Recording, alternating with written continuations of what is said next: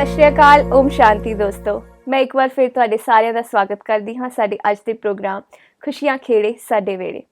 ਦੋਸਤੋ, ਅਸੀਂ ਗੱਲ ਕਰ ਰਹੇ ਹਾਂ ਪਵਿੱਤਰਤਾ ਦੀ, ਤੇ ਤੁਸੀਂ ਕਿੱਦਾਂ ਪਰਮਾਤਮਾ ਨੂੰ ਆਪਣੀ ਜ਼ਿੰਦਗੀ 'ਚ ਉਤਾਰ ਸਕਦੇ ਹੋ ਔਰ ਉਹਦਾ ਪਿਆਰ ਪਾ ਸਕਦੇ ਹੋ। ਪਿਛਲੀ ਵਾਰ ਦੀ ਤਰ੍ਹਾਂ ਸਾਡੇ ਨਾਲ ਨੇ ਸਾਹਿਲ ਭਾਈ ਸਾਹਿਬ। ਸਾਹਿਲ ਭਾਈ ਸਾਹਿਬ, ਤੁਹਾਡਾ ਬਹੁਤ ਬਹੁਤ ਸਵਾਗਤ ਹੈ ਸਾਡੇ ਅੱਜ ਦੇ ਪ੍ਰੋਗਰਾਮ 'ਚ। ਓਮ ਸ਼ਾਂਤੀ। ਓਮ ਸ਼ਾਂਤੀ। ਜਿੱਦਾਂ ਕਿ ਤੁਸੀਂ ਆਪਾਂ ਗੱਲਬਾਤ ਕੀਤੀ ਸੀ ਪਿਛਲੀ ਕੜੀ 'ਚ ਪਵਿੱਤਰਤਾ ਦੇ ਉੱਪਰ ਕਿ ਜ਼ਿੰਦਗੀ 'ਚ ਪਵਿੱਤਰਤਾ ਕਿੰਨੀ ਜ਼ਰੂਰੀ ਹੈ, ਭਲੇ ਹੀ ਉਹ ਥੋਟ ਲੈਵਲ 'ਤੇ ਹੋਵੇ ਜਾਂ ਫਿਰ ਸਾਡੇ ਸਰੀਰਕ ਰੂਪ 'ਚ ਹੋਵੇ।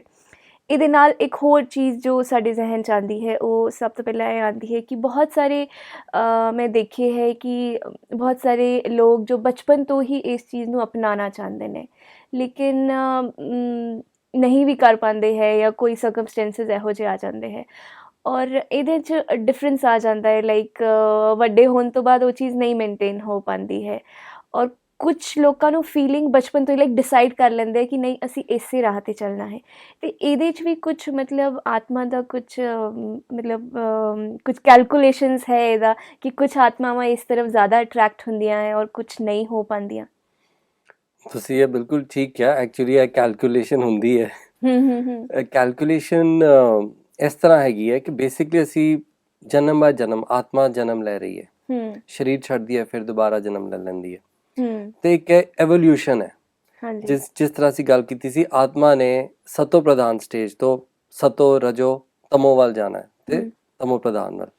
ਸੋ ਸਪੋਜ਼ ਕਿਸੇ ਆਤਮਾ ਨੇ ਆਪਣੇ ਪਿਛਲੇ ਜਨਮ ਵਿੱਚ ਆਲਰੇਡੀ ਪਰਮਾਤਮਾ ਵੱਲ ਉਹਦੇ ਬਹੁਤ ਖਿਆਲ ਹੋ ਗਏ ਹੈ, ਉਹ ਆਲਰੇਡੀ ਉਹਨੂੰ ਅਟਰੈਕਸ਼ਨ ਹੋਣੀ ਸ਼ੁਰੂ ਹੋ ਗਈ ਹੈ ਤੇ ਉਹਦੀ ਜੀਵਨ ਦੀ ਉਹ ਘੜੀ ਆ ਗਈ ਹੈ ਜਦ ਉਹਨੇ ਹੁਣ ਸਤੋ ਵੱਲ ਜਾਣਾ ਸ਼ੁਰੂ ਕਰਨਾ ਹੈ। ਤਾਂ ਇਸ ਆਤਮਾ ਦਾ ਫਿਰ ਜਨਮ ਹੀ ਇਹੋ ਜਿਹੇ ਪਰਿਵਾਰ ਵਿੱਚ ਹੋ ਜਾਂਦਾ ਹੈ ਜਿੱਥੇ ਉਹਨੂੰ ਉਹ ਜਿਹੇ ਸਰਕਮਸਟੈਂਸਿਸ, ਉਹ ਜਿਹੇ ਖਿਆਲ ਆਉਣੇ ਸ਼ੁਰੂ ਹੋ ਜਾਂਦੇ ਹੈ, ਜਾਂ ਫਿਰ ਉਹਦੇ ਕਰਕੇ ਉਹਦੇ ਪੇਰੈਂਟਸ ਇਹ ਚੀਜ਼ ਵਿੱਚ ਅਟਰੈਕਟ ਹੋਣੇ ਸ਼ੁਰੂ ਹੋ ਜਾਂਦੇ ਹੈ। ਇੱਕ ਭੈਣ ਸੀਗੀ ਇੱਧਰ ਜੋ ਆਪਣਾ ਅਨੁਭਵ ਦੱਸ ਰਹੀ ਸੀ, ਉਹ ਛੋਟੇ ਹੁੰਦੇ ਹੀ ਅਬਾਊਟ 5-6 ਸਾਲ ਦੀ ਸੀਗੀ ਤੇ ਉਹਦੇ ਪੇਰੈਂਟਸ, ਉਹਨੇ ਦੇਖਿਆ ਕਿ ਉਹਨਾਂ ਨੇ ਰੀਅਲਾਈਜ਼ ਕੀਤਾ ਉਹ ਬੜੇ ਸਤਸੰਗ ਤੇ ਜਾਂਦੇ ਹੈ ਤੇ ਉਹਦੇ ਪੇਰੈਂਟਸ ਇੱਕ ਪਵਿੱਤਰ ਜੀਵਨ ਵਿੱਚ ਰਹਿੰਦੇ ਸੀਗੇ ਤੇ ਉਹਨੂੰ ਵੀ ਇੱਕ ਨੈਚੁਰਲ ਅਟਰੈਕਸ਼ਨ ਹੋਈ। ਸੋ ਉਹਨੇ ਆਪਣਾ ਜੀਵਨ ਇੰਝ ਜੀਣਾ ਸ਼ੁਰੂ ਕੀਤਾ, ਨਾਰਮਲ ਸਟੱਡੀਜ਼ ਵਗੈਰਾ ਕੀਤੀਆਂ। ਜਿੰਜ ਵੱਡੀ ਹੋਈ ਉਹਨੇ ਆਪਣੇ ਕਿਹਾ ਕਿ ਮੇਰੇ ਜੀਵਨ ਦਾ ਇਹੀ ਲਕਸ਼ ਹੈ ਕਿ ਮੈਂ ਸਮਾਜ ਸੇਵਾ ਕਰਨੀ ਹੈ, ਮੈਂ ਆਪਣੇ ਆਪ ਨੂੰ ਅਧਿਆਤਮਿਕਤਾ ਵਿੱਚ ਸਟਰੋਂਗ ਕਰਨਾ ਹੈ। ਸੋ ਉਹਨੇ ਬੜੇ ਖੁਸ਼ਹਾਲੀ ਨਾਲ, ਸੁਖੀ ਤਰੀਕੇ ਨਾਲ ਆਪਣਾ ਜੀਵਨ ਇਸ ਟਰੈਕ ਤੇ ਲਗਾਤਾ, ਕਿਉਂਕਿ ਇਹ ਆਤਮਾ ਆਲਰੇਡੀ ਪਿੱਛੋਂ ਦੀ ਉਹ ਸੰਸਕਾਰ ਲੈ ਕੇ ਆਈ ਸੀਗੀ। ਸੋ ਇਹਨੂੰ ਬੜੇ ਆਰਾਮ ਨਾਲ ਹੋ ਗਿਆ। ਇਹੋ ਜਿਹੇ ਬੜੇ ਸਾਰੇ ਯੰਗ ਏਜ ਵਿੱਚ ਹੀ ਭਾਈ ਭੈਣ ਅਟਰੈਕਟ ਹੋ ਜਾਂਦੇ, ਆਕਰਸ਼ਿਤ ਹੋ ਜਾਂਦੇ ਪਵਿੱਤਰਤਾ ਵੱਲ ਤੇ ਇਸ ਜੀਵਨ ਨੂੰ ਫਿਰ ਅਪਣਾ ਲੈਂਦੇ ਨੇ। ਪਵਿੱਤਰਤਾ ਦੀ ਗੱਲ ਕਰ ਰਹੇ ਹਾਂ, ਇਹਦੇ ਆਪਾਂ ਆਫਟਰ ਮੈਰਿਜ ਦੀ ਵੀ ਗੱਲ ਕੀਤੀ ਸੀ ਪਿਛਲੀ ਕੜੀ 'ਚ, ਅਤੇ ਉਹਦੇ 'ਚ ਇੱਕ ਹੋਰ ਸਵਾਲ ਜੋ ਮੈਂ ਪਿਛਲੀ ਵਾਰ ਪੁੱਛਣਾ ਚਾਹ ਰਹੀ ਸੀ ਪਰ ਮੈਂ ਪੁੱਛ ਨਹੀਂ ਪਾਈ। ਮੰਨ ਲਓ ਕਿ ਵਿਆਹ ਤੋਂ ਬਾਅਦ ਇੱਕ ਬੰਦਾ ਡਿਸਾਈਡ ਕਰਦਾ ਹੈ, ਮੰਨ ਲਓ ਹਸਬੈਂਡ ਡਿਸਾਈਡ ਕਰਦਾ ਹੈ ਕਿ ਮੈਂ ਆਪਣੀ ਜ਼ਿੰਦਗੀ ਪਵਿੱਤਰ ਤਰੀਕੇ ਨਾਲ ਗੁਜ਼ਾਰਨਾ ਚਾਹੁੰਦਾ, ਲੇਕਿਨ ਜੋ ਅਗਲਾ ਬੰਦਾ ਹੈ, ਲਾਈਕ ਉਹਦੀ ਜੋ ਵਾਈਫ ਹੈ ਜਾਂ ਜੋ ਵੀ ਸਪਾਊਸ ਹੈ, ਸਾਡਾ ਲਾਈਫ ਪਾਰਟਨਰ ਜੋ ਹੈ, ਉਸ ਚੀਜ਼ ਲਈ ਐਗਰੀ ਨਹੀਂ ਕਰਦਾ ਹੈ, ਤੇ ਇਸ ਚੀਜ਼ ਨੂੰ ਫਿਰ ਅਸੀਂ ਕਿੱਦਾਂ ਮੈਨੇਜ ਕਰਕੇ ਚੱਲ ਸਕਦੇ ਹਾਂ? ਇਹ ਕੁਐਸਚਨ ਜਿਹੜਾ ਤੁਹਾਡਾ ਹੈਗਾ ਇੱਕ ਬੜਾ ਪ੍ਰੈਕਟੀਕਲ ਕੁਐਸਚਨ ਹੈ ਤੇ ਇਹ ਇੱਕ ਰਿਐਲਿਟੀ ਵੀ ਹੈ ਅੱਜ ਕੱਲ੍ਹ। ਕਿਉਂਕਿ ਜਦ ਦੋ ਇਨਸਾਨ ਹੈ, ਦੋਨਾਂ ਦੀ ਇੱਕ ਲਾਈਫ ਦੀ ਕਹਾਣੀ, ਉਹਨਾਂ ਦੇ ਕਰਮ, ਪਿਛਲੇ ਜਨਮਾਂ ਦੇ ਕਰਮ ਵੱਖਰੇ ਹੈ। ਪਿਛਲੇ ਜਨਮਾਂ ਵਿੱਚ ਉਹ ਕਿੰਨੇ ਸਤੋ ਪ੍ਰਧਾਨਤਾ ਵੱਲ ਗਏ, ਉਹ ਵੱਖਰੀ ਗੱਲ ਹੈ, ਤੇ ਉਹ ਹੁਣ ਅੱਗੇ ਜੀਵਨ ਕਿੱਧਰ ਚੱਲਣਾ, ਐਕਚੁਅਲੀ ਆਤਮਾ ਦੇ ਸਟੇਜ ਤੇ ਉਹ ਵੱਖਰੀ ਇੱਕ ਕਹਾਣੀ ਹੈ। ਮਗਰ ਹੁਣ ਉਹਨਾਂ ਦਾ ਵਿਆਹ ਹੋ ਗਿਆ, ਐਂਡ ਵਿਆਹ ਵੀ ਇਸ ਕਰਕੇ ਹੋਇਆ ਕਿਉਂਕਿ ਆਪਸ ਵਿੱਚ ਹਿਸਾਬ ਕਿਤਾਬ ਹੈਗਾ, ਇਸ ਕਰਕੇ ਉਹ ਵਿਆਹ ਹੁੰਦਾ ਐਕਚੁਅਲੀ, ਕਰਮਾਂ ਦਾ ਹਿਸਾਬ ਕਿਤਾਬ। ਹਾਂਜੀ, ਉਹ ਹਿਸਾਬ ਕਿਤਾਬ ਪੂਰਾ ਕਰਨ ਵਾਸਤੇ ਹੀ ਉਹਨਾਂ ਦਾ ਵਿਆਹ ਹੋਇਆ ਹੈ। ਸੋ ਹੁਣ ਇੱਕ ਇਹੋ ਜਿਹੀ ਇੱਕ ਭੈਣ ਸੀਗੀ ਜੋ ਕਿ ਬਹੁਤ ਉਹਨੂੰ ਪਵਿੱਤਰਤਾ ਵੱਲ ਉਹਨੂੰ ਆਕਰਸ਼ਣ ਹੋਇਆ। ਉਹਨੇ ਕਿਹਾ ਹੁਣ ਮੈਂ ਜੀਵਨ ਪਵਿੱਤਰ ਹੀ ਜੀਣਾ ਹੈ। ਉਹਨੂੰ ਪਰਮਾਤਮਾ ਦੀ ਵੀ ਪ੍ਰਾਪਤੀ ਹੋਈ, ਉਹ ਗਿਆਨ ਵੀ ਬਹੁਤ ਪੜ੍ਹਦੀ ਸੀ, ਯੋਗ ਵੀ ਕਰਦੀ ਸੀਗੀ, ਉਹਨੂੰ ਬੜੀ ਖੁਸ਼ਹਾਲੀ ਮਿਲੀ ਇਸ ਜੀਵਨ ਵਿੱਚ। ਦੂਸਰੀ ਤੌਰ ਉਹਦਾ ਆਦਮੀ, ਉਹ ਇੱਕ ਬਿਲਕੁਲ ਹੀ ਵਿਕਾਰੀ, ਸ਼ਰਾਬਾ ਪੀਣ ਵਾਲਾ, ਗਲਤ ਸਮਾਜ ਵਿੱਚ ਰਹਿਣ ਵਾਲਾ, ਈਵਨ ਗਲਤ ਤੌਰ ਤਰੀਕੇ, ਬੋਲ ਚਾਲ, ਸਭ ਕੁਝ ਗਲਤ, ਤੇ ਬਹੁਤ ਜ਼ਿਆਦਾ ਅੰਤਰ ਆ ਗਿਆ ਦੋਨਾਂ ਦੇ ਵਿੱਚ। ਤੇ ਹੂੰ ਉਹਨੇ ਇਨਫੈਕਟ ਉਸ ਭੈਣ ਨੂੰ ਮਾਰਨਾ ਵੀ ਸ਼ੁਰੂ ਕਰਤਾ। ਹੂੰ ਫਿਜ਼ੀਕਲ ਵਾਇਲੈਂਸ ਵੀ ਉਹਨਾਂ ਦੇ ਘਰ ਵਿੱਚ, ਲੜਾਈ ਝਗੜਾ। ਸ਼ੁਰੂ ਹੋ ਗਿਆ। ਲੜਾਈ ਝਗੜਾ ਨਹੀਂ ਕਹਾਂਗੇ ਕਿਉਂਕਿ ਇੱਕ ਸਾਈਡ ਤੋਂ ਸੀਗਾ, ਹੂੰ ਮਗਰ ਉਹ ਜਿਹੜੀ ਹੂੰ ਭੈਣ ਸੀ ਹੂੰ ਉਹਦੀ ਸਥਿਤੀ ਨੂੰ ਕੋਈ ਫਰਕ ਨਹੀਂ ਪਿਆ, ਅੱਛਾ। ਕਿਉਂਕਿ ਪਵਿੱਤਰਤਾ ਵਿੱਚ ਇੱਕ ਇੰਪੋਰਟੈਂਟ ਚੀਜ਼ ਬਹੁਤ ਜ਼ਰੂਰੀ ਹੈ ਹੂੰ ਕਿ ਤੁਹਾਨੂੰ ਇਹਦੇ ਵਿੱਚ ਪਰਮਾਤਮ ਬਲ ਮਿਲਦਾ ਹੈ। ਹੂੰ ਜਦੋਂ ਪਰਮਾਤਮ ਬਲ ਮਿਲਦਾ ਹੈ ਹੂੰ ਤੇ ਤੁਹਾਨੂੰ ਦੁੱਖਾਂ ਵਿੱਚ ਵੀ ਸੁੱਖ ਹੂੰ ਮਿਲ ਜਾਂਦਾ ਹੈ। ਉਸ ਤੋਂ ਬਗੈਰ ਤਾਂ ਮੈਨੂੰ ਲੱਗਦਾ ਹੈ ਬਹੁਤ ਹੀ ਔਖਾ ਹੈ ਇਸ ਚੀਜ਼ ਨੂੰ ਮੇਨਟੇਨ ਕਰਨਾ। ਹਾਂਜੀ, ਉਸ ਤੋਂ ਬਗੈਰ ਤੇ ਇਹਨੂੰ ਸਾਡੇ ਜਿੰਨੇ ਸੰਨਿਆਸੀ ਵੀ ਸੀਗੇ ਇਹਨੂੰ ਮੰਨਦੇ ਸੀ ਕਿ ਹੋ ਹੀ ਨਹੀਂ ਸਕਦਾ, ਹੂੰ ਪੋਸੀਬਲ ਵੀ ਨਹੀਂ ਹੈ। ਹੂੰ ਐਂਡ ਰਿਐਲਿਟੀ ਵਿੱਚ ਵੀ ਇਹਦੇ ਵਿੱਚ ਤੁਹਾਨੂੰ ਇੱਕ ਪਰਮਾਤਮ ਸ਼ਕਤੀ ਮਿਲਦੀ ਹੈ। ਹੂੰ ਉਹ ਪਰਮਾਤਮ ਸ਼ਕਤੀ ਕਰਕੇ ਤੁਸੀਂ ਹੂੰ ਪਵਿੱਤਰਤਾ ਵਿੱਚ ਰਹਿ ਪਾਉਂਦੇ ਹੋ। ਹੂੰ ਸੋ ਇਹ ਜਿਹੜੀ ਭੈਣ ਸੀਗੀ ਉਹ ਹੂੰ ਆਪਣਾ ਜੀਵਨ ਬਹੁਤ ਖੁਸ਼ਹਾਲੀ ਨਾਲ ਜੀ ਗਈ, ਹੂੰ ਬੜੇ ਸਾਲ ਜੀ ਗਈ ਉਹ ਜਿਹੇ ਮਾਹੌਲ ਵਿੱਚ, ਜਦ ਕਿ ਉਹਦਾ ਹਸਬੈਂਡ, ਹੂੰ ਉਹਦੇ ਇਨ-ਲॉज, ਹੂੰ ਉਹਦੇ ਬਾਕੀ ਰਿਸ਼ਤੇਦਾਰ ਸਾਰੇ ਉਹਦੇ ਐਂਟੀ ਹੋ ਗਏ, ਕਿਉਂਕਿ ਸਮਾਜ ਸਮਝਦਾ ਹੈ ਕਿ ਜੀ ਅਪਵਿੱਤਰਤਾ ਨਾਰਮਲ ਚੀਜ਼ ਹੈ। ਹੂੰ ਮਗਰ ਹੁਣ ਉਹ ਭੈਣ, ਹਾਲਾਂਕਿ ਉਹ ਭੈਣ ਦੇ ਬੱਚੇ ਸੀਗੇ, ਵੱਡੇ ਹੋ ਗਏ ਸੀਗੇ, ਤੇ ਹੂੰ ਹੁਣ ਉਹਨੇ ਇਹ ਚੀਜ਼ ਅਪਣਾਈ ਸੀਗੀ। ਉਹ ਹੂੰ ਕਹਿੰਦੀ ਹੁਣ ਇਹ ਮੇਰੀ ਜ਼ਿੰਦਗੀ ਹੈ, ਮੈਂ ਜੀਵਨ ਜੀਣਾ ਚਾਹੁੰਦੀ ਹਾਂ ਮੈਂ ਜੀਆਂ। ਹੂੰ ਮਗਰ ਉਹ ਉਸ ਮਾਹੌਲ 'ਚ ਰਹੀ ਗਈ। ਹੂੰ ਉਹਨੇ ਦੇਖਭਾਲ ਕੀਤੀ ਆਪਣੇ ਹਸਬੈਂਡ ਦੀ ਵੀ, ਹੂੰ ਆਪਣੇ ਇਨ-ਲॉज ਦੀ ਵੀ,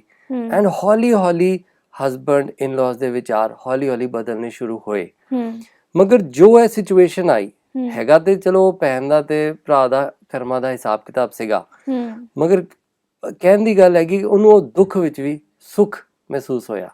ਜਿਸ ਤਰ੍ਹਾਂ ਕਿ ਮੀਰਾ ਦੀ ਕਹਾਣੀ ਹੈ, ਜਿਸ ਤਰ੍ਹਾਂ ਉਹਨੂੰ ਮਹਿਸੂਸ ਹੋਇਆ, ਉਹਨੂੰ ਹੋਰ ਕੁਝ ਨਹੀਂ ਨਜ਼ਰ ਆਉਂਦਾ ਸੀਗਾ। ਉਸ ਤਰ੍ਹਾਂ ਹੀ ਇਸ ਭੈਣ ਨਾਲ ਜਦ ਵੀ ਤੁਸੀਂ ਗੱਲ ਕਰੋ ਇਹਨੇ ਪਰਮਾਤਮਾ ਹੀ ਨਜ਼ਰ ਆਉਂਦਾ ਸੀਗਾ। ਉਹ ਸਗੋਂ ਦੂਜਿਆਂ ਨੂੰ ਵੀ ਉਤਸ਼ਾਹਿਤ ਕਰਦੀ ਸੀਗੀ ਕਿ ਤੁਸੀਂ ਪਵਿੱਤਰਤਾ ਵੱਲ ਜਾਓ। ਉਹ ਦੂਜਿਆਂ ਨੂੰ ਵੀ ਕਹਿੰਦੀ ਸੀ ਕਿ ਤੁਸੀਂ ਆਪਣਾ ਗਿਆਨ, ਯੋਗ, ਆਪਣੀ ਸਥਿਤੀ ਹੋਰ ਸਟਰੋਂਗ ਬਣਾਓ। ਸਟਰੋਂਗ ਬਣਾਓ। ਸੋ ਇੱਕ ਹਰ ਆਤਮਾ ਦੀ ਕਹਾਣੀ ਵੱਖਰੀ ਹੈ, ਹਰ ਸਿਚੁਏਸ਼ਨ ਵੱਖਰੀ ਹੈ, ਮਗਰ ਇਨਸਾਨ ਨੇ ਦੇਖਣਾ ਹੈ ਕਿ ਮੇਰਾ ਲਕਸ਼ ਕੀ ਹੈ। ਤੇ ਜੇ ਉਹ ਲਕਸ਼ ਵਿੱਚ, ਜੇ ਤੁਹਾਡਾ ਲਕਸ਼ ਮਹਾਨ ਹੈ, ਫਿਰ ਤੁਹਾਨੂੰ ਇੱਧਰ ਉੱਧਰ ਦੇਖਣ ਦੀ ਲੋੜ ਨਹੀਂ ਹੈ, ਤੇ ਤੁਹਾਨੂੰ ਉਹ ਸ਼ਕਤੀ ਮਿਲੇਗੀ ਪਰਮਾਤਮਾ ਕੋਲੋਂ, ਤੇ ਤੁਸੀਂ ਆਪਣੇ ਉਹ ਰਸਤੇ ਤੇ ਦੌੜੋਗੇ ਫਿਰ। ਪਵਿੱਤਰਤਾ ਦੀ ਜੇ ਸਹੀ ਮਾਇਨੇ 'ਚ ਤੁਹਾਡੇ ਕੋਲੋਂ ਮੈਂ ਪੁੱਛਾਂ ਕਿ ਐਕਚੁਅਲ 'ਚ ਪਵਿੱਤਰਤਾ ਨੂੰ ਤੁਸੀਂ ਕਿੱਦਾਂ ਡਿਸਕ੍ਰਾਈਬ ਕਰਨਾ ਚਾਹੋਗੇ, ਤੇ ਉਹ ਮੈਂ ਜਾਣਨਾ ਚਾਹਾਂਗੀ ਪੂਰੀ ਕਲੀਅਰਿਟੀ ਦੇ ਨਾਲ। ਕਿਉਂਕਿ ਅਸੀਂ ਇਹਦੇ ਵਿੱਚ ਗੱਲ ਕਰ ਰਹੇ ਹਾਂ ਕਿ ਪਰਮਾਤਮ ਸ਼ਕਤੀ ਹੀ ਸਾਨੂੰ ਪਵਿੱਤਰਤਾ ਵੱਲ ਲੈ ਕੇ ਜਾਂਦੀ ਹੈ। ਇਸ ਕਰਕੇ ਮੈਂ ਪਰਮਾਤਮਾ ਦੇ ਜੋ ਡਾਇਰੈਕਟ ਮਹਾਵਾਕਿਆ ਹੈ ਪਿਓਰਿਟੀ ਵੱਲ, ਪਵਿੱਤਰਤਾ ਵੱਲ, ਇਹ ਮੈਂ ਤੁਹਾਨੂੰ ਕੁਝ ਸੁਣਾਉਣ ਚਾਹਾਂਗਾ। ਸੋ ਪਰਮਾਤਮਾ ਕਹਿੰਦੇ ਹੈ ਕਿ ਪਿਓਰਿਟੀ ਹੀ ਵਿਸ਼ਵ ਪਰਿਵਰਤਨ ਦਾ ਆਧਾਰ ਹੈ। ਸੋ ਵਿਸ਼ਵ ਨੂੰ ਪਰਿਵਰਤਨ ਦੇਖਣਾ ਚਾਹੁੰਦੇ ਹੋ, ਇਹ ਸਾਰੀ ਜੋ ਦੁਨੀਆ ਦੀ ਹਾਲ ਉਹਨੂੰ ਠੀਕ ਦੇਖਣਾ ਚਾਹੁੰਦੇ ਹੋ, ਤੁਸੀਂ ਇਸ ਵਿਸ਼ਵ ਦੇ ਵਿੱਚ ਪਰਿਵਰਤਨ ਚਾਹੁੰਦੇ ਹੋ, ਸਾਰਾ ਸਮਾਜ ਜੋ ਇੰਨਾ ਗਿਰ ਗਿਆ ਹੈ, এনवायरमेंट ਪੋਲਿਊਟ ਹੋ ਗਿਆ ਹੈ, ਸਾਰੇ ਚਾਹੁੰਦੇ ਹੁਣ ਕੁਝ ਹੋਏ। ਸੋ ਪਰਮਾਤਮਾ ਕਹਿੰਦੇ ਪਿਓਰਿਟੀ ਹੀ ਵਿਸ਼ਵ ਪਰਿਵਰਤਨ ਦਾ ਆਧਾਰ ਹੈ। ਅੱਜ ਕੱਲ ਦੀ ਨਾਮੀ ਗ੍ਰਾਮੀ ਆਤਮਾਵਾਂ ਵੀ ਪਿਓਰਿਟੀ ਦੇ ਅੱਗੇ ਸਰ ਝੁਕਾਉਂਦੀਆਂ ਹੈ। ਦਲਾਈ ਲਾਮਾ ਦੇ ਅੱਗੇ, ਮਦਰ ਟਰੀਜ਼ਾ ਦੇ ਅੱਗੇ, ਗਾਂਧੀ ਦੇ ਵਿਚਾਰ ਸੀਗੇ ਪਵਿੱਤਰਤਾ ਵੱਲ, ਬਿਲਕੁਲ, ਦਾਦੀ ਪ੍ਰਕਾਸ਼ ਮਣੀ, ਦਾਦੀ ਜਾਨਕੀ, ਸਾਰਿਆਂ ਦੇ ਅੱਗੇ ਹੁਣ ਲੋਕ ਝੁਕਦੇ ਹਨ। ਇੱਕ ਦ੍ਰਿਸ਼ਟੀ ਜੋ ਹੈ ਉਹਨਾਂ ਨੂੰ ਦੇਖਣ ਦੀ, ਉਹ ਦ੍ਰਿਸ਼ਟੀ ਹੀ ਬਦਲ ਜਾਂਦੀ ਹੈ। ਹਾਂਜੀ, ਬਿਲਕੁਲ।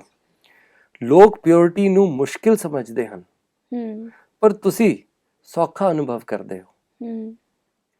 ਪਿਓਰਿਟੀ ਦੀ ਪਰਿਭਾਸ਼ਾ ਤੁਹਾਡੇ ਲਈ ਬਹੁਤ ਸਾਧਾਰਨ ਹੈ, ਕਿਉਂਕਿ ਅਸਲੀ ਆਤਮਾ ਸਰੂਪ ਹੈ ਹੀ ਪਿਓਰ। ਅਨਾਦਿ ਸਰੂਪ ਵਿੱਚ ਪਵਿੱਤਰ ਬ੍ਰਾਹਮਣ ਜੀਵਨ ਹੈ। ਮਤਲਬ ਜੋ ਲੋਕ ਇਸ ਵੇਲੇ ਗਿਆਨ ਯੋਗ ਦੀ ਪੜ੍ਹਾਈ ਕਰਕੇ ਪਵਿੱਤਰਤਾ ਵੱਲ ਜਾਂਦੇ ਉਹਨਾਂ ਨੂੰ ਬ੍ਰਾਹਮਣ ਮੰਨਿਆ ਗਿਆ। ਤਾਂ ਇਸ ਯਾਦ ਦੇ ਆਧਾਰ ਤੇ ਪਵਿੱਤਰ ਜੀਵਨ ਬਣਾਉਣਾ ਬਹੁਤ ਸੌਖਾ ਅਨੁਭਵ ਕਰਦੇ ਹੋ। ਇਸ ਯਾਦ ਮਤਲਬ ਕਿ ਤੁਸੀਂ ਬਹੁਤ, ਮਤਲਬ ਇੱਕ ਸ੍ਰਿਸ਼ਟੀ ਜਿਨ ਚੱਲ ਰਹੀ ਹੈ, ਤੁਸੀਂ ਪਹਿਲੇ ਵੀ ਪਵਿੱਤਰਤਾ ਧਾਰਨ ਕੀਤੀ ਸੀਗੀ ਇਸ ਧਰਤੀ ਨੂੰ ਸਤੋ ਪ੍ਰਧਾਨ ਬਣਾਉਣ ਵਿੱਚ। ਸੋ ਇਹ ਤੁਹਾਨੂੰ ਵਾਪਸ ਉਹ ਸਮ੍ਰਿਤੀ ਆਈ ਹੈ। ਸੋ ਜਦ ਤੁਹਾਨੂੰ ਲੱਗਦਾ ਕਿ ਇਹ ਤੇ ਕੰਮ ਮੈਂ ਕਰ ਚੁੱਕਿਆ ਪਹਿਲੇ ਵੀ, ਫਿਰ ਉਹ ਕੰਮ ਬੜਾ ਸੌਖਾ ਲੱਗਦਾ ਹੈ। ਇਹੀ ਪਰਮਾਤਮਾ ਸਾਨੂੰ ਉਹ ਸਮ੍ਰਿਤੀ ਦਿਲਾ ਰਹੇ ਹੈ। अपवित्रता परधर्म है, पवित्रता स्वधर्म है। ਓਕੇ। ਮਤਲਬ ਅਪਵਿੱਤਰਤਾ ਸਾਡਾ ਧਰਮ ਨਹੀਂ ਸੀਗਾ, ਨਹੀਂ ਹੈ।